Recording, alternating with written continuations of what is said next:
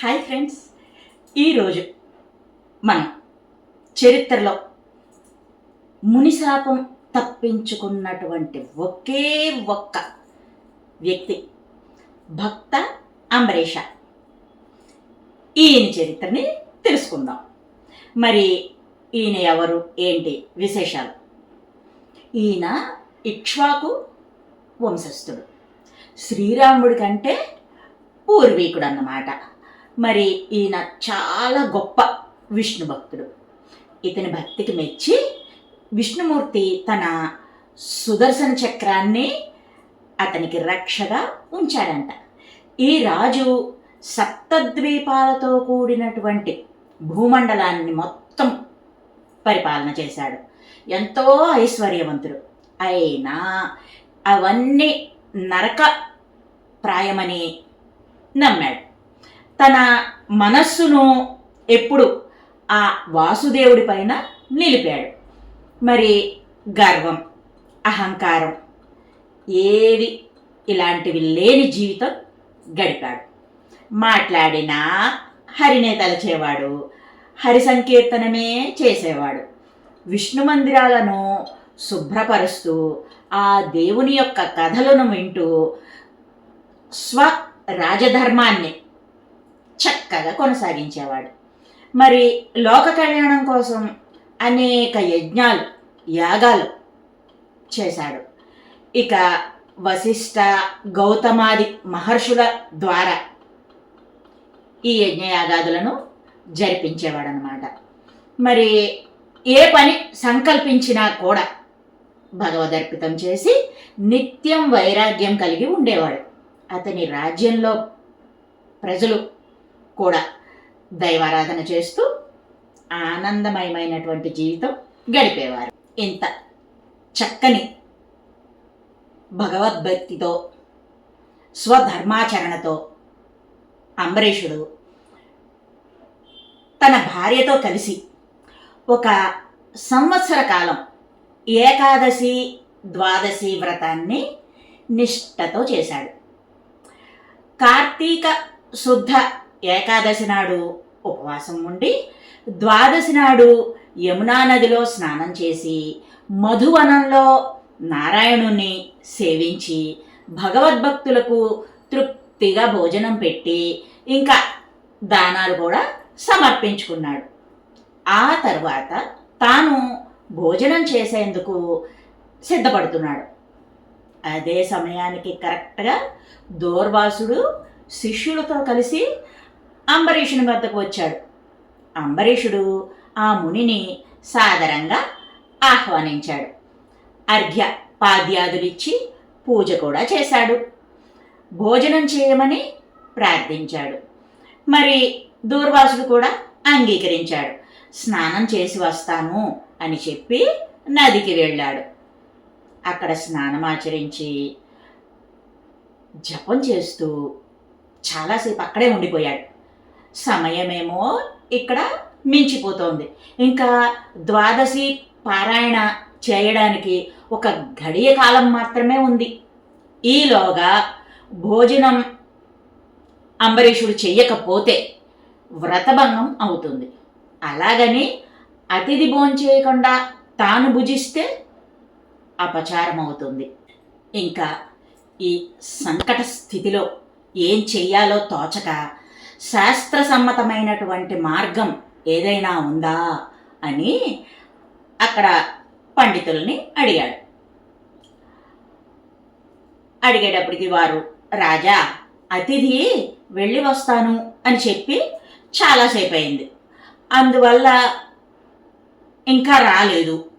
ద్వాదశి పారాయణ సకాలంలో చేయాలి. మంచినీరు తాగితే ఉపవాసం ముగించినట్లు అవుతుంది. మీరు అతిథి రాక కొరకై వేచి ఉన్నట్టుగా కూడా ఉంటుంది. ఇది ధర్మసమ్మతమే అని చెప్పారు. ఆ పండితుల మాట విని రాజు శ్రీహరిని స్మరించి తులసి తీర్థం మాత్రం స్వీకరించాడు. దూర్వాస మహాముని రాక కోసం ఎదురు చూస్తూ కూర్చున్నాడు. యమునలో స్నానము, జపము ముగించుకుని వచ్చారు దూర్వాసుల వారు. ఆ మునిని సగౌరవంగా రాజు లోపలికి మళ్ళీ ఆహ్వానించి భోంచేయమని ఆసనం చూపించాడు. కానీ ముక్కోపి అయిన దూర్వాసుడు తన తపశ్శక్తిచే రాజు తీర్థం స్వీకరించిన విషయం తెలుసుకున్నాడు. కోపం వచ్చేసింది.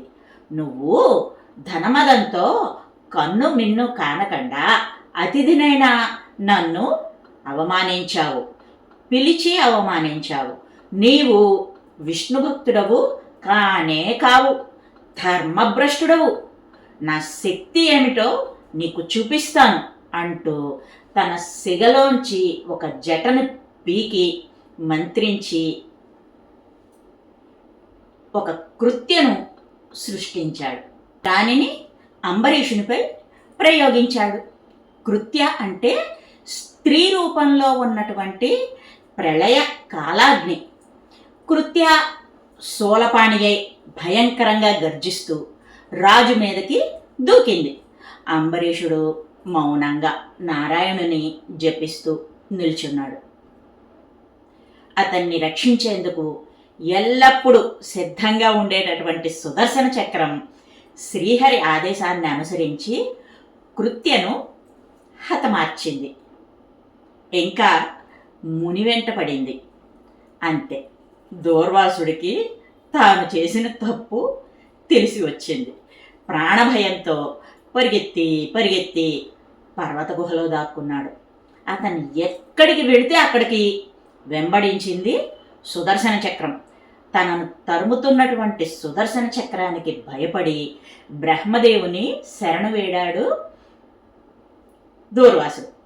నేను, రుద్రుడు, ఇంద్రాది దేవతలు అందరం కూడా శ్రీ మహావిష్ణువు అధీనంలో ఉన్నాం. కాబట్టి ఆ చక్రాయుధాన్ని మేము నిరోధించలేము. ఆ శక్తి మాకు లేదు. నువ్వు ఆ మహావిష్ణువునే శరణువేడు అని చెప్పి పంపించేశారు. మరి దూర్వాసుడు పరిగెట్టుకుంటూ వైకుంఠం చేరాడు. మహావిష్ణువును శరణు వేడాడు. చక్రాయుధం నుండి కాపాడమని వేడుకున్నాడు పరిపరి విధాల. నేను నీ భక్తుడైనటువంటి అంబరీషునికి కీడు తలపెట్టాను, నాకు తగిన శాస్తి జరిగింది అంటూ విష్ణుపాదాలకు వంగి నమస్కరించాడు. వదలకుండా ఉన్నాడు.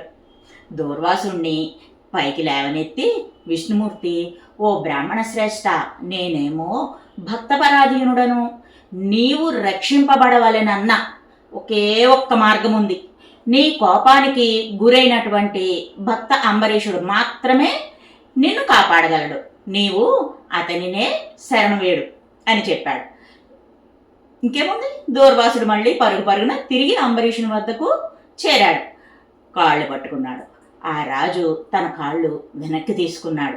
వెంటనే సుదర్శన చక్రాన్ని చూస్తూ శ్రీహరి ఈ బ్రాహ్మణోత్తముని మన్నించుగాక అని జపించిన వెంటనే సుదర్శన చక్రం అంతర్ధానమైంది. దూర్వాసుడు శాంతిని పొందాడు. నా తపశ్శక్తి కంటే నీ భక్తి గొప్పదని రుజువైంది. నీ కీర్తి చిరకాలం వర్ధిల్లుగాక అని అంబరీషుని ఆశీర్వదించాడు. అంబరీషుడు ఆ మునికి సకల ఉపచారాలు చేసి భోజనం పెట్టి ఆనందంగా సాగనంపాడు. మరి మహర్షుల శాపం తిరుగులేనిది. ఇది చరిత్ర చెప్పే సత్యం.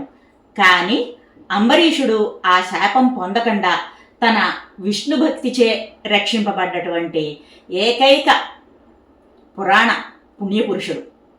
మరి మంచి విలువలు పాటిస్తూ జీవితాన్ని మనం గడపాలి.